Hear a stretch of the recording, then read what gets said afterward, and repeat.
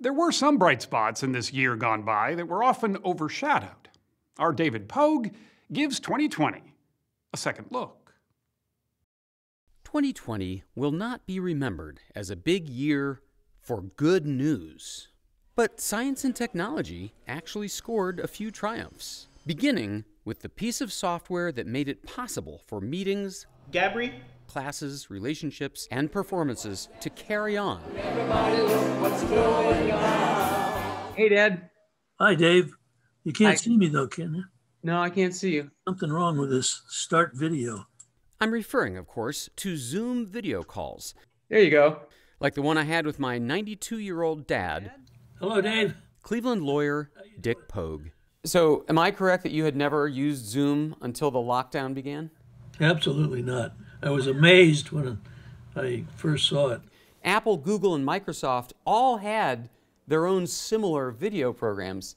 Why do you think Zoom became the winner of the pandemic? I think it's the simplicity of getting into the meeting.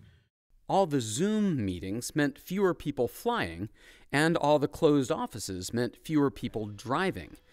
It's not the kind of economy anybody wants, of course, but it did lead to some more good news.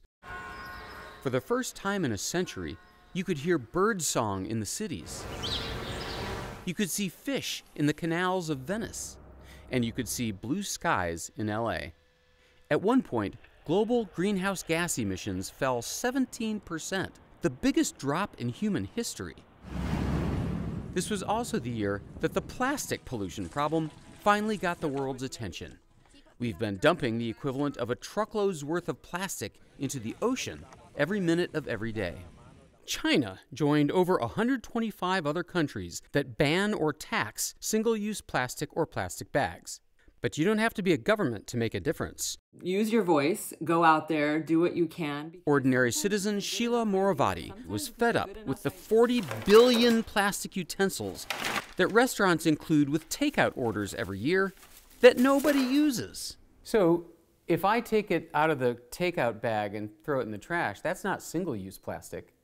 That's zero-use plastic. Moravati undertook a one-woman campaign to persuade delivery services like Uber Eats and Postmates to make those utensils optional. Uber Eats and Postmates now have a checkbox that says, if you would like plastic cutlery, click here. Liftoff. 2020 was also an astonishing year for space.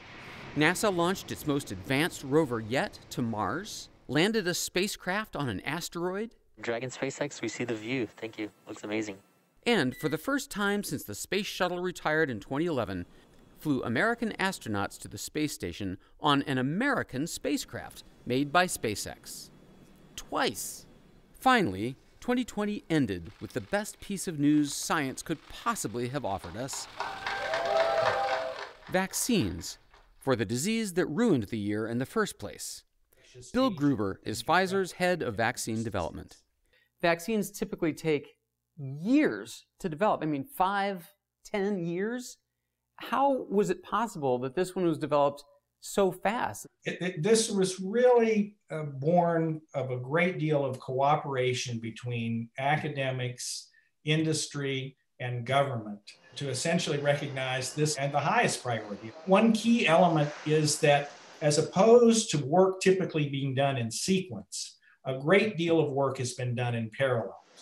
The vaccines hold the promise that this time next year, good news will be a lot easier to find. At least that's what my dad thinks. Do you have any broader thoughts about the year 2020?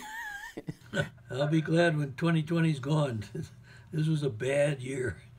But next year's got to be better, much better.